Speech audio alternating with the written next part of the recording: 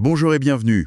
Aujourd'hui, on va se pencher sur une épreuve assez emblématique et, disons-le, souvent un peu redoutée du baccalauréat français. Le grand oral. C'était pensé à la base comme une belle opportunité pour les élèves de montrer ce qu'ils savent faire à l'oral, de valoriser leurs paroles. Mais bon, il semble qu'il y ait pas mal d'écueils récurrents.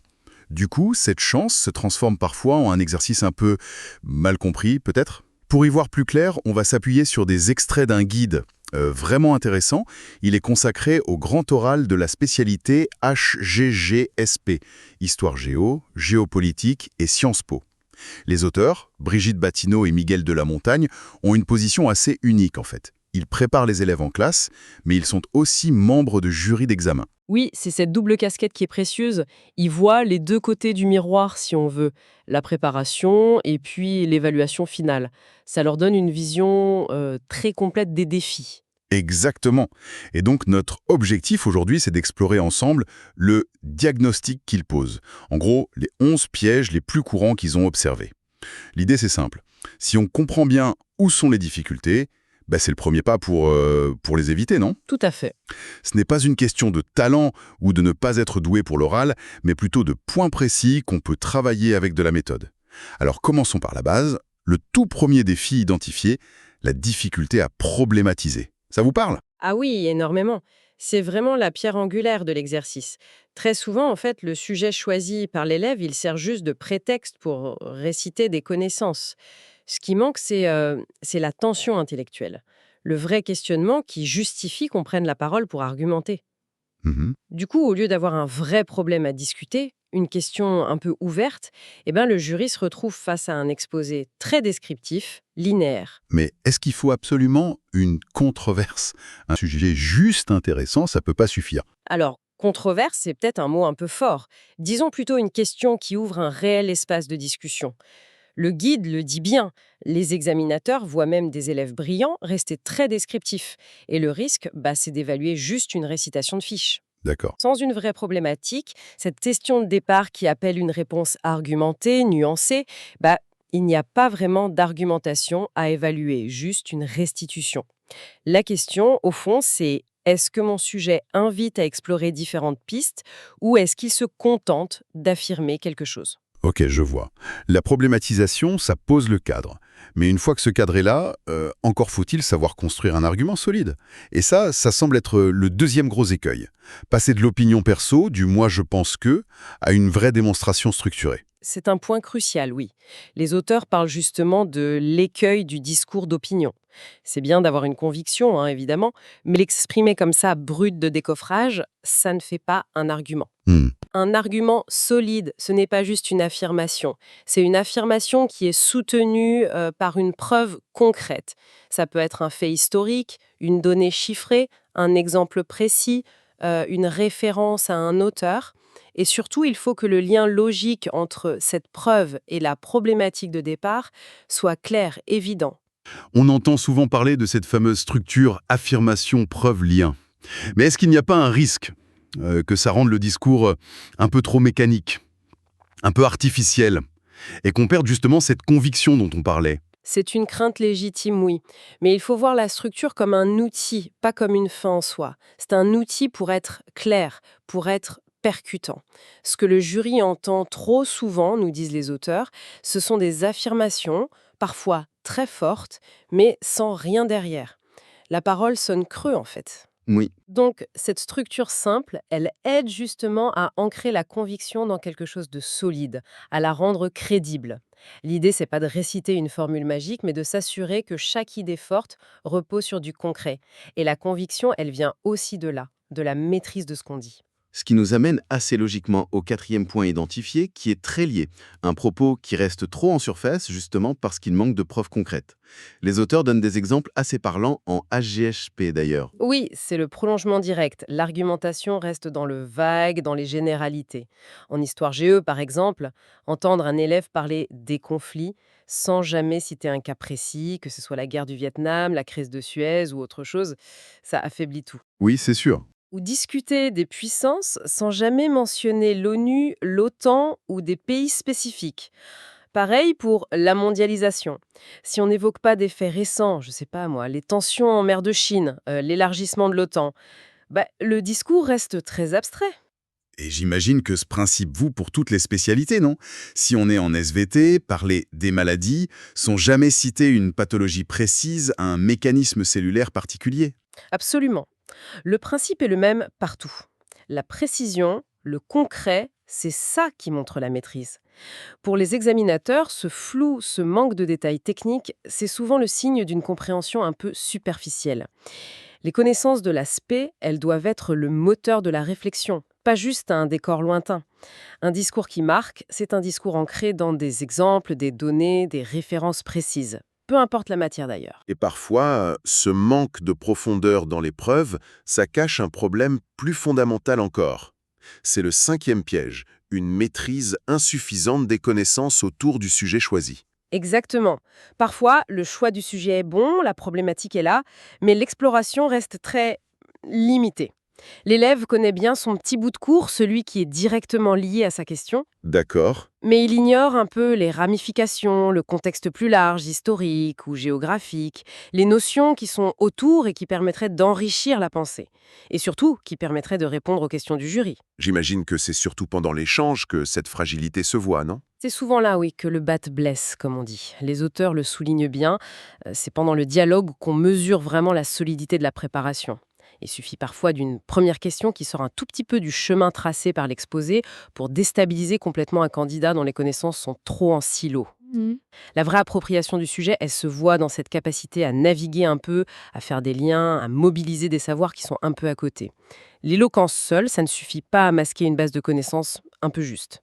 Si on regarde ces premiers points, la problématisation fragile, les arguments sans preuve, le manque de concret, les connaissances limitées, on voit se dessiner un premier grand type de difficulté. C'est le défi de la substance, du fond. Oui, c'est clair. Sans une base solide, tout l'édifice argumentatif reste bancal. C'est très clair. Mais avoir un fond solide, ça ne suffit pas toujours. Encore faut-il savoir le transmettre, le rendre vivant. Et c'est là qu'on tombe sur un autre groupe de pièges. À commencer par ce que les auteurs appellent la confusion entre l'exposé et la conviction. Le fameux effet récitation par cœur. Ah oui, celui-là, il est très fréquent. L'élève a tellement appris son texte, parfois au mot près, que le début devient tout mécanique, monocorde. Le regard est souvent un peu vide, perdu.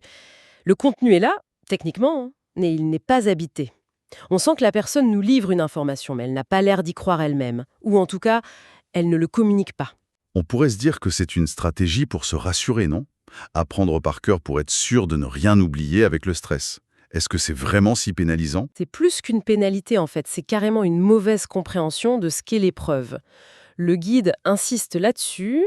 Un texte parfaitement récité pour le jury, c'est souvent perçu comme un échec. Ah oui, Oui, parce que le but, ce n'est pas de tester la mémoire, c'est de tester la capacité à argumenter, à penser en direct, à engager un vrai dialogue intellectuel.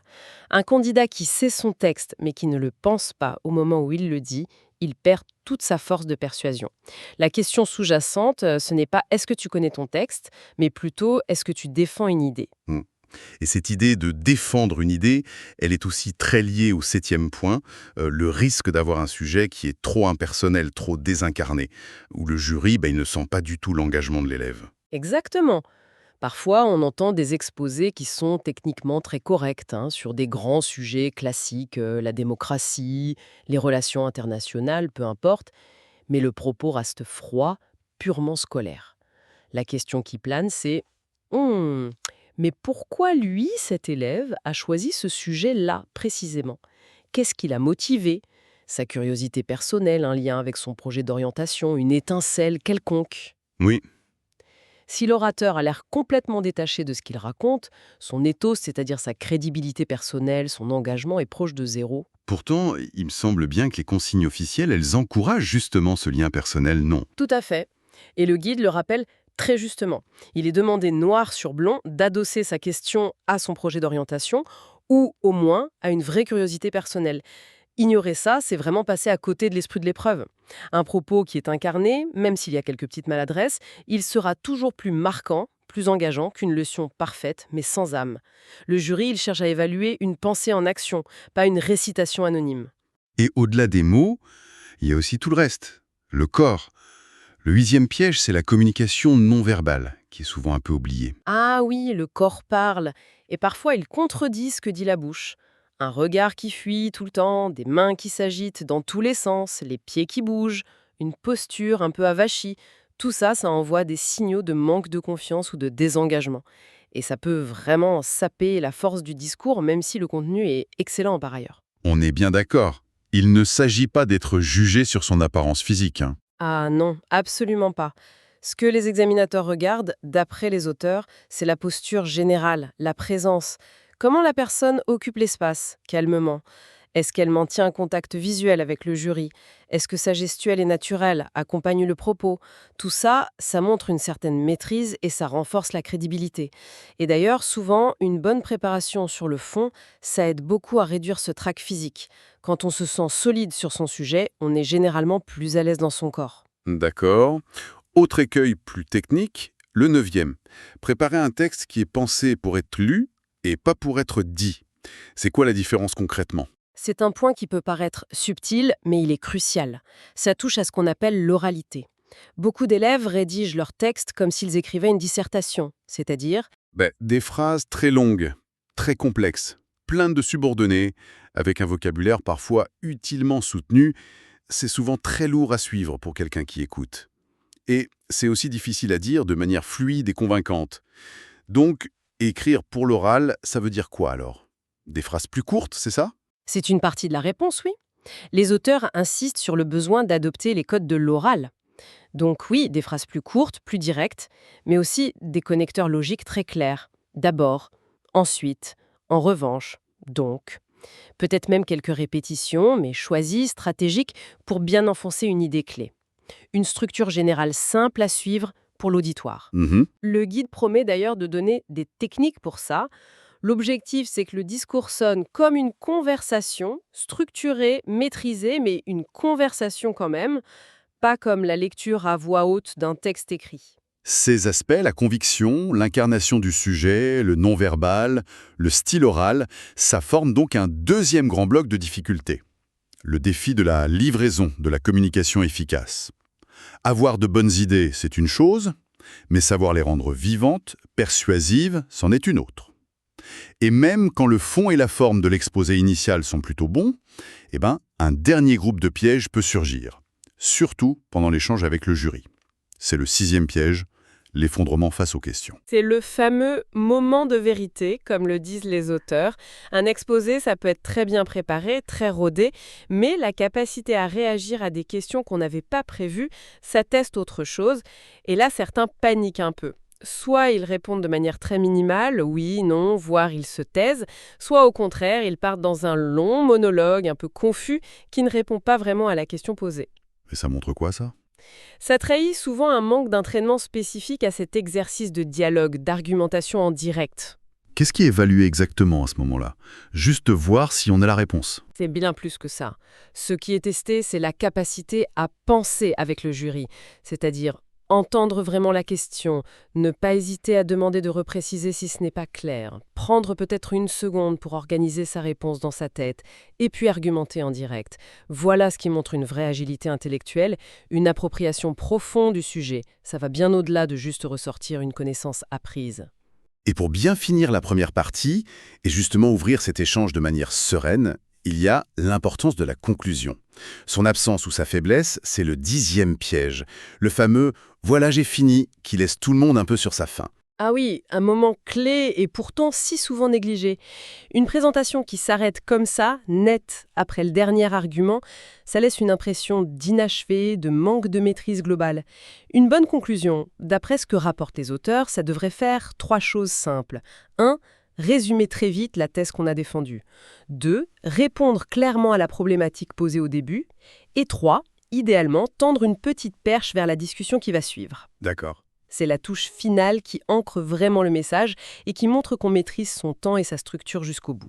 Enfin, le 11e et dernier piège identifié, il touche à une compétence peut-être plus large, le manque d'esprit critique. Qu'est-ce que ça veut dire ici? Ça veut dire présenter son sujet de manière trop lisse, trop univoque.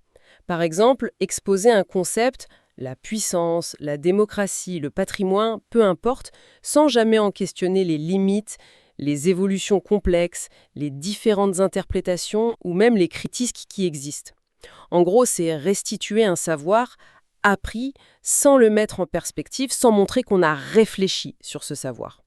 Mais certains pourraient penser que c'est plus prudent, non? De ne pas soulever de problème, de rester sur un terrain bien connu, bien maîtrisé. C'est peut-être perçu comme plus sûr par l'élève, oui, mais c'est clairement moins valorisé par le jury. Les examinateurs, nous disent les auteurs, apprécient vraiment un candidat qui ose explorer les nuances. Quelqu'un qui mentionne qu'il y a des débats entre experts sur la question, qui utilise des contre-exemples, qui fait le lien avec une actualité un peu complexe. Ça montre une maturité intellectuelle bien supérieure. Donc, l'esprit critique, ce n'est pas forcément tout démolir. Non, pas du tout. L'esprit critique, c'est montrer qu'on a réfléchi sur son sujet, qu'on en perçoit la complexité, les différentes facettes. C'est une compétence absolument clé pour la suite, pour les études supérieures, surtout dans des disciplines comme HGGSP, où l'analyse est centrale. Il s'agit moins d'avoir la bonne réponse, la vérité unique, que de montrer qu'on est capable d'une pensée nuancée et informée. En fait, quand on rassemble tous ces éléments, on voit mieux le tableau d'ensemble. Ces 11 pièges, ils dessinent les contours d'une épreuve qui est vraiment exigeante. Elle évalue beaucoup plus que juste la connaissance. Il y a le défi du fond, de la substance. Savoir problématiser, argumenter, prouver, et bien sûr connaître son sujet. Il y a le défi de la forme, de la livraison. Savoir convaincre, incarner son propos, bien communiquer avec sa voix et son corps, adapter son style à l'oral. Et puis, il y a le défi du dialogue et de la pensée critique. Savoir interagir intelligemment avec le jury, savoir conclure avec impact et savoir nuancer son propre propos. Le grand oral, finalement, ça teste un ensemble très complet de compétences de communication et de réflexion. C'est vrai que ce panorama des 11 pièges, ça peut paraître un peu intimidant. Mais je crois que le message important du guide de Brigitte Batineau et Miguel de la Montagne, c'est que ces difficultés, elles ne sont pas du tout insurmontables. Elle montre surtout qu'il y a un besoin de méthode, de préparation bien ciblée, d'entraînement spécifique. Ce diagnostic détaillé, au fond, c'est le point de départ indispensable pour construire une stratégie qui marche.